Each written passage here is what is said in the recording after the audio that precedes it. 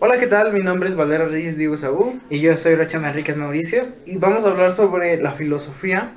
En este caso, lo que estuvimos abarcando durante el semestre, y estaremos hablando en este video de las cosas más importantes que estuvimos viendo. A continuación, mi compañero Mauricio nos va a explicar lo siguiente. Primero que nada, tenemos que ver que la filosofía va a ser 4 análisis. El primero va a ser un cuestionamiento. La filosofía va a cuestionar la vida a través de 3 simples preguntas: ¿por qué? ¿Qué? ¿Y para qué? El por qué o qué va a cuestionar la existencia de algo, y el ¿para qué sirve? En este caso tomaremos como ejemplo a Dios. Antes, supuestamente, bueno, antes, por obviedad o por lógica, el hombre se cuestionaba qué es Dios y por qué existe Dios. Y la siguiente va a ser un análisis. La filosofía va a hacer un análisis a través de una observación, una reflexión, y va a tener pruebas para que se haga esto. En este caso, como dice mi compañero, va a ser una observación, una reflexión de pruebas para ver si en verdad existe Dios. En este caso podemos realizar en el análisis un juicio. Podemos deducir si en verdad existe o no existe. Luego se va a hacer una comprensión. Se va a comprender por qué está ahí. Y se puede decir que va a haber un concepto en este aspecto. Por ejemplo, ya como dice, al comprender vamos a tener un concepto, podemos responder las preguntas que nos hicimos. ¿Por qué existe Porque Dios? Ajá, ok. ¿Por qué existe Dios? Existe Dios para darnos fe, para darnos esperanza y para darnos...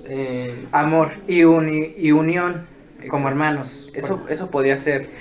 ¿Y por qué existe Dios? ¿O quién es Dios?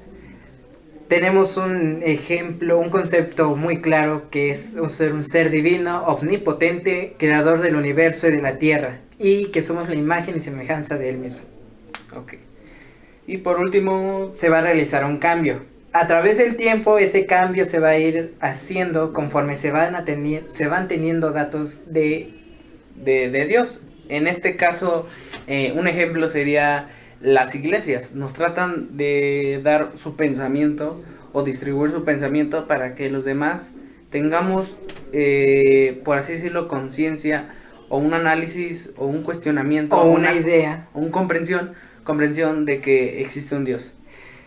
Y a pesar de que la iglesia se va a dividir en católico y cristiano, siempre va a ser el mismo Dios, y el Dios que existe en diferentes partes del mundo, analizándolo a detalle, va a ser el mismo Dios. Bueno, por siguiente hablaremos de la lógica.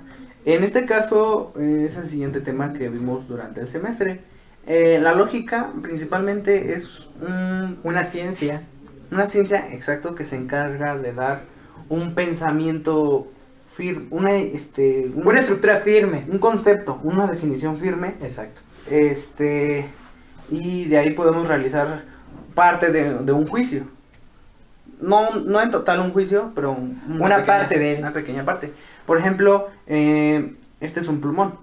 Y una persona puede decir, no, ese es un lápiz. Y otra pues puede estar de acuerdo conmigo que es un plumón. En este caso se va a realizar parte del juicio. En el caso del análisis, vemos que tenemos dos conceptos: o es un plumón o es un lápiz.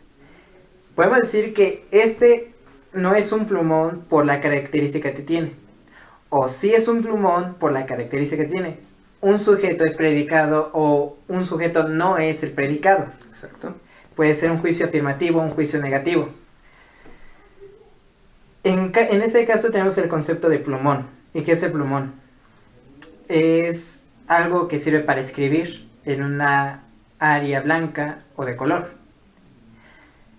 Y ya de ahí vamos a dar al juicio del caso de que vamos a discriminar el concepto de un lápiz. Exacto. Ahí entraría también la parte de la lógica. Obviamente tiene que tener coherencia con la definición, con el concepto. Y bueno, así es como se realiza una parte de la lógica. Bueno, como vimos anteriormente en la lógica, pues vimos un poco del concepto y bueno, en esta parte pues vamos a abarcar un poco más de y bueno, vamos a empezar con que el concepto estudia la forma del pensamiento y abarca un poco del juicio. Principalmente se encarga de dar como una idea de un objeto o una cosa. Exacto. Por lo tanto, vamos a tener en cuenta que el concepto, ¿ok?, va a tener una comprensión y una extensión.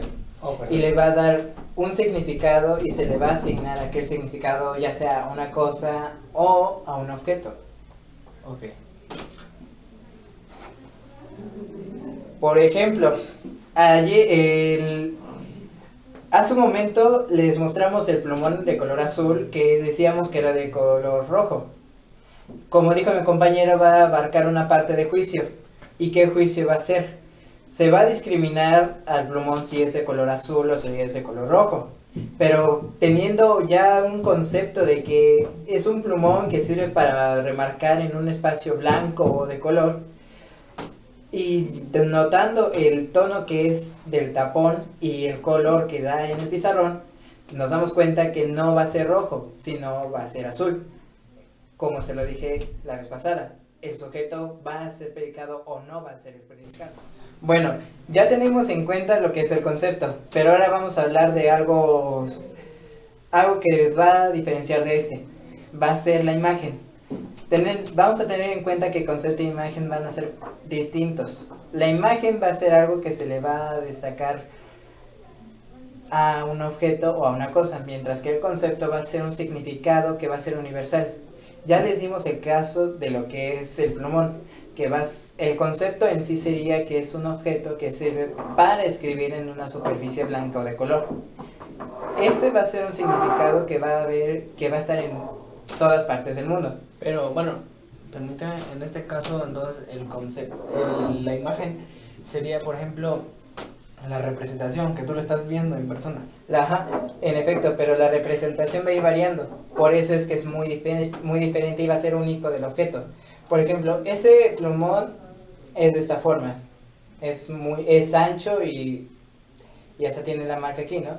Pero va a haber plumones que van a ser más largos o delgados o de punta fina o de punta gruesa. Van a ir variando.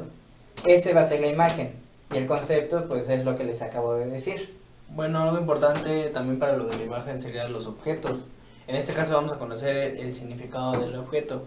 El objeto principalmente viene de una cosa. En este caso la cosa se refiere a algo. En este caso como un... ¿Cómo se le puede decir? Va a generar como una tensión, como deseo de conocer,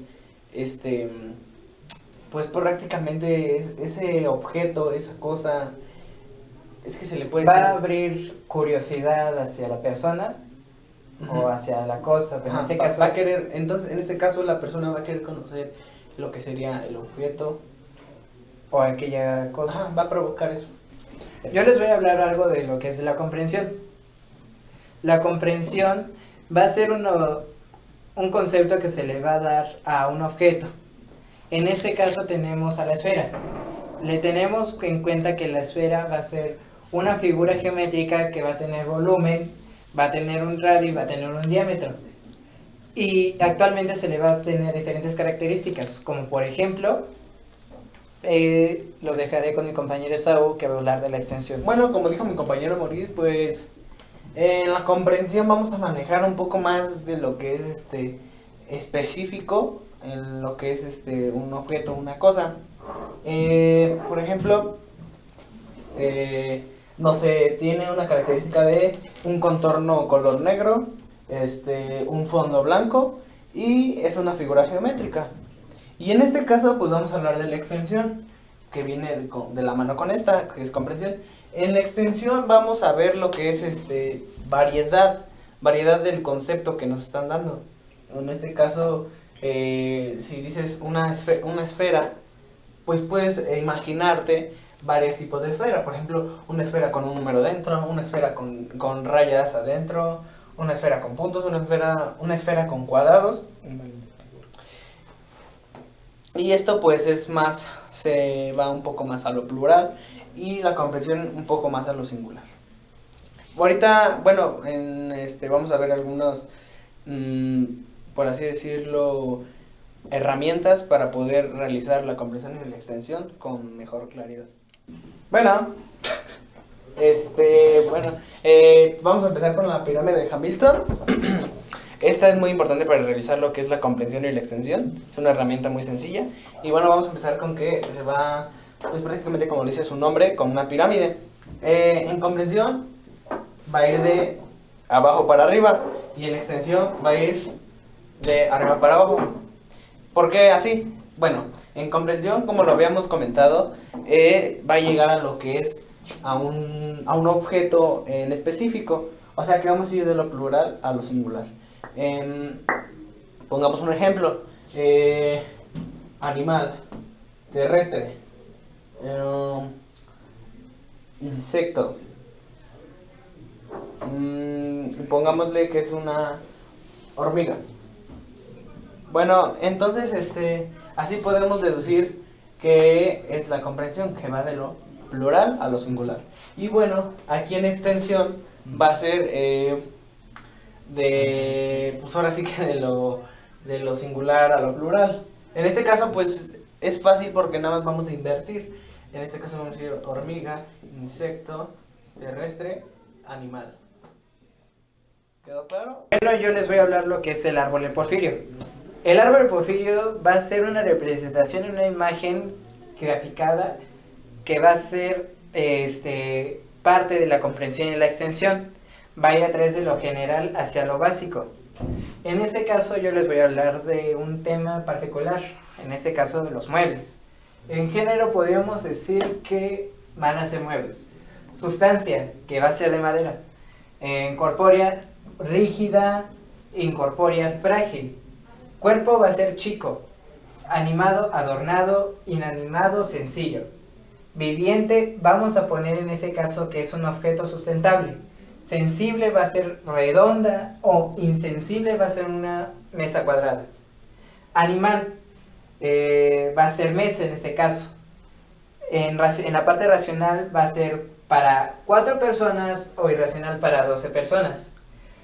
Y el ser humano se va a poner comedor en este caso. Bueno, ahora vamos a empezar con lo que es el juicio, que después seguiría de lo del árbol de Porfirio. Es lo que estuvimos viendo durante el tercer parcial, fue uno de los más importantes, de los temas que más abarcamos. Y bueno, pues vamos a empezar con lo que es juicio. Bueno, empezaremos con que juicio es un pensamiento o una idea en el cual se puede negar o afirmar. Gracias a esto podemos deducir si el pensamiento o la idea es verdadero o falso. La estructura de se va a dividir entre 3, que son de sujeto, verbo o cópula y predicado. Okay. El sujeto va a ser en este caso, como dice su nombre, las personas, por así decirlo, o las ideas que vamos a estar comparando o vamos a estar estructurando. El verbo durante el juicio. El verbo va a ser esa parte que va a unir el sujeto del predicado. Y por último va a ser el predicado. Este se va a encargar de decir si todo lo que está haciendo el sujeto es verdadero o es falso. Exacto. Bueno, pues ahora vamos a empezar con la clasificación de los juicios. Vamos a empezar con lo que es cantidad.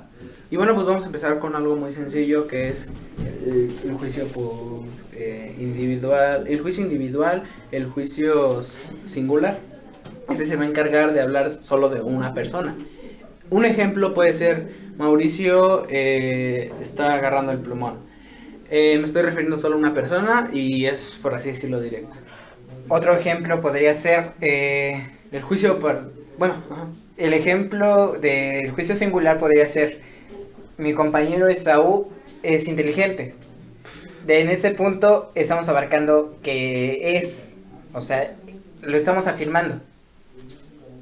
Ok, y bueno, vamos a empezar con lo que es el juicio particular. El juicio particular pues, se va a referir nada más a cierta parte del total. En este caso, varios compañeros de mi salón les gusta el metal, ¿no? No nos estamos refiriendo al total y bueno, pues nos estamos refiriendo a algunas personas. Y por último nos vamos a ir con el juicio universal. Este se va a referir así que al total. En este caso nos vamos a un ejemplo. Todos todos los del salón tienen tienen un pensamiento, ¿no? Tienen una idea. Y bueno, pues esto es claro, ya que lo podemos deducir mediante un juicio. Luego seguiría lo que es el juicio por calidad. Y este se va a dividir se va a constar de dos aspectos, que es el juicio afirmativo y el juicio negativo. Se va a decir que es juicio afirmativo cuando el sujeto y el predicado tienen cierta relación, y si no la tienen es el juicio negativo. Ahora lo que seguirían serían los juicios por su relación. El juicio por su relación es, como prácticamente su nombre lo dice, aquel que va a tener una relación con el sujeto y predicado. En ese caso se va a dividir en tres. El juicio por su relación se dividirá en juicio categórico, disyuntivo e hipotético. El juicio categórico va a ser aquel que va a catalogar una idea y la va a hacer única. Por ejemplo, el sujeto es este plumón es de color negro. Ahí ya estamos categorizando algo. El juicio disyuntivo van a ser aquellas ideas que se va a llegar solamente a una. Un ejemplo, este es un salón o es una habitación. Ahí ya tenemos dos ideas, de la cual solamente una va a ser verdadera. Y el hipotético va a ser aquel que es un pensamiento verdadero o falso, a través de una simple idea, prácticamente. Por ejemplo, en ese caso particular, si yo estudio para el examen de biología de mañana, tengo probabilidad de pasar. Y luego sigue el juicio por su modalidad. Es aquel juicio que se va a referir a través de un juicio verdadero o falso. Se va a dividir en tres al igual que el otro. El juicio problemático, asertórico y apodíctico. El juicio asertórico va a ser aquel que el sujeto va a tener una probabilidad, o más bien puede ser el predicado. En este caso diríamos, la playera de Saúl puede ser azul o puede ser roja. Eso estaría defendiéndonos. El asertórico va a ser aquel que va a afirmarlo, que no va a tener otra idea, sino va a ser única. Por ejemplo, ese plumón, otra vez el plumón, es de color negro. Obligatoriamente va a ser así. No tiene ningún otro color, ni tiene otro simbolismo, ni nada. Va a ser negro porque es así. Y luego seguiría el juicio apodíctico, que va a ser aquí un juicio que obligatoriamente se tiene que cumplir. En este caso, podría decirse de la raíz cuadrada de 25, obligatoriamente tiene que ser 5. ¿Por qué? Porque si se pone algún otro número que no sea 5, va a salir otro resultado totalmente diferente. Bueno, a continuación yo les voy a hablar sobre lo que es el cuadro de oposición. El cuadro de oposición se va a basar sobre las 4 reglas aristotélicas, que va a ser A, E, I, O. Estas 4 vocales van a representar lo siguiente. Un universal afirmativo que va a simbolizar la letra A. Un universal negativo que va a simbolizar la letra E. Un particular afirmativo que va a ser I y un particular negativo que va a ser O. En el caso del cuadro de oposición vamos a tener diferentes ideas. Por ejemplo, vamos a tener una idea contraria en el punto AE. En el punto I-O vamos a tener las ideas subcontrarias. De A a I vamos a tener las subalternas, al igual que en el caso de EO. Y en este punto de aquí y este punto de acá vamos a tener ideas contradictorias. En este caso podríamos hablar, no sé, de la crisis económica mundial, que podríamos decir que en el caso de subcontrarias, los países potenciales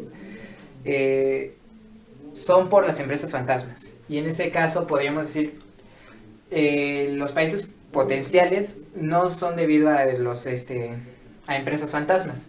En las contrarias podríamos poner que los países ricos no sufren de pobreza. Y subcontrarias, podemos ver, los países pobres no tienden a aumentar su economía. En las contradictorias podríamos poner, todos los países altos tienden a perder un 9%. Y en este caso podríamos decir, no todos los países pierden un 9%. Podríamos catalogar esto de esa forma. Podemos poner varias ideas en esto y después del cuadro de posición vamos a hablar de lo que es, vamos a recalcar un poco más sobre vamos a hablar sobre los juicios contrarios. Los juicios contrarios en este caso van a ser o va a requerir de los juicios universales afirmativos y juicios universales negativos. Un ejemplo, como ya había dicho, un ejemplo es todos los leones son seres vivos, y en el otro sería, en afirmativo sería ningún león es un ser vivo. Bueno, ahora vamos a pasar con lo que son los juicios subcontrarios. Va a tomar lo que son el juicio particular afirmativo y juicio particular negativo. Bueno, principalmente un ejemplo va a ser del juicio particular afirmativo, es algunos leones son violentos, y en el negativo sería algunos leones no son violentos. Y bueno, vamos a por último, que son los juicios contradictorios. Va a hablar, por así, de los 4. En este caso, todos los alumnos piensan. Todos los alumnos no piensan. Y algunos alumnos piensan y algunos alumnos no piensan. Bueno, eso sería lo que son un poco más sobre el cuadro de oposición. Bueno, a continuación, yo les voy a hablar lo que es diagrama de Venn. El diagrama de Venn van a ser dos aros que se van a simbolizar así. Estos dos se van a llamar lúnolas y la parte central va a ser el uso. En ese caso se va a tener que va a ser A, E y O, se van a hacer las 4 reglas aristotélicas, casi como el cuadro de oposición, solo que en ese caso se va a representar de la siguiente manera. El universal afirmativo, que va a ser S, va a ser P, se va a rellenar este espacio en donde no va a haber nada, y el uso y la lúnula van a estar en blanco representando aquel sujeto. Luego vamos a tener en cuenta un universal negativo, el cual se va a representar en el uso. El uso va a ser que estará en negro debido a que es contradictorio a lo demás. Aquí tenemos el sujeto, no va a ser al predicado. Luego tenemos un particular afirmativo. En este caso no se va a rellenar debido a que va a ser alguno, no va a ser todo. Solamente algunas cosas. Entonces tendremos que tomar en cuenta que un particular afirmativo va a ser, en esa parte no va a haber nada, ya que va a ser sujeto, algún S va a ser P, en este caso. Y un particular negativo va a ser, este espacio va a estar, no va a haber nada y estos van a tener relleno, ya que podríamos decir que no todo el sujeto va a ser el predicado, y aquí vamos a tener en cuenta el sujeto y predicado, lo que nos quiere decir. Y bueno, este sería en detalle lo que sería el diagrama de Venn. A continuación les voy a hablar lo que es el silogismo. El silogismo va a ser un razonamiento inductivo de lo que hemos hablado anteriormente. Esto se va a dividir en premisas. Vamos a tener una premisa mayor y una premisa menor. Vamos a tener como catálogo que M va a ser es P o S es M, y vamos a tener que, por lo tanto, S va a ser P. La M va a representar una premisa y vamos a tener una conclusión, o sea, que el sujeto va a ser ese predicado de esa premisa. El sujeto podríamos aclarar que va a ser la premisa menor y el P va a ser una premisa mayor. Luego tendremos la siguiente estructura que se va a llamar dictum de ovni et nullo. El dictum de ovni et nullo va a ser de la siguiente manera. PMS, que va a ser igual a la siguiente estructura separada, MSP. MSP va a ser de la siguiente forma. Vamos a tener en P que lo principal, en ese caso podremos hablar del hombre, que va a ser un ser mortal, podríamos decirlo. Aquí vamos a poner P y vamos a poner que va a ser un ser mortal. En M vamos a tener lo que es una idea general. Por ejemplo, vamos a hablar hombre. Y aquí es precisamente el sujeto de una sola persona en la que se va a hablar. En este caso podríamos decir Mauricio, ¿no? Y vamos a tener la siguiente idea. Un ser mortal va a ser el hombre, tal que el hombre va a ser Mauricio. Y así es como tendremos la siguiente estructura. Ya para concluir este video, yo les voy a hablar un poco sobre lo que son las falacias. Vamos a tener en cuenta que la palabra falacia viene del latín falere, que significa engaño o engañar.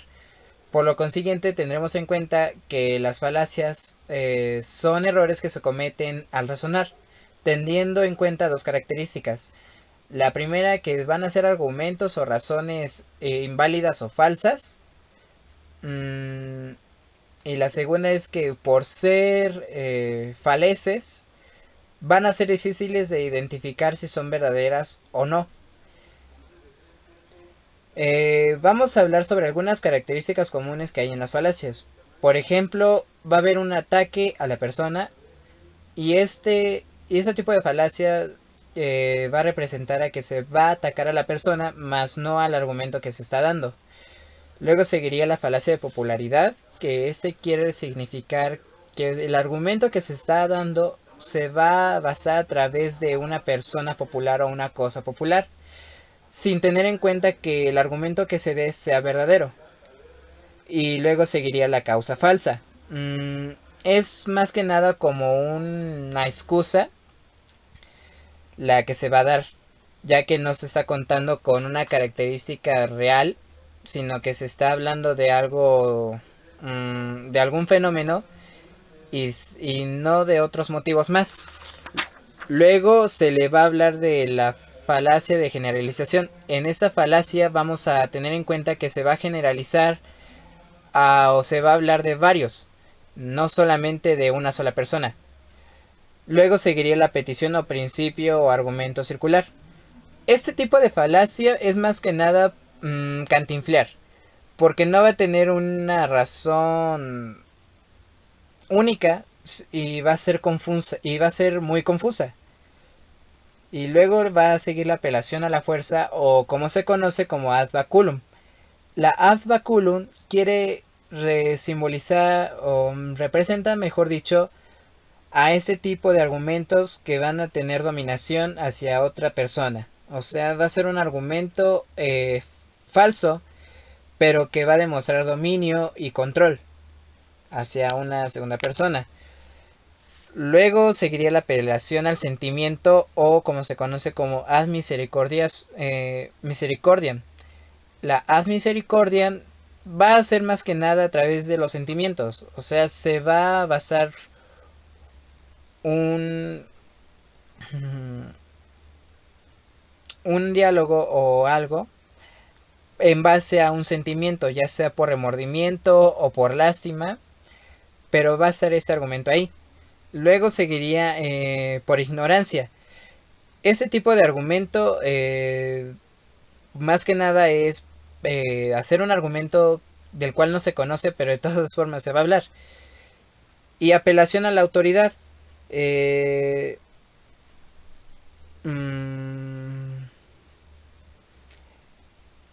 Es más que nada Este tipo de argumento se hace a través de una autoridad. Quiere decir que se va a reflejar ahí mismo, ya sea de una forma reconocida o no. Y pues bueno, más que nada eso serían algunas características de las falacias y algunas de sus clasificaciones. Y bueno, esto sería todo del video. Gracias y hasta pronto.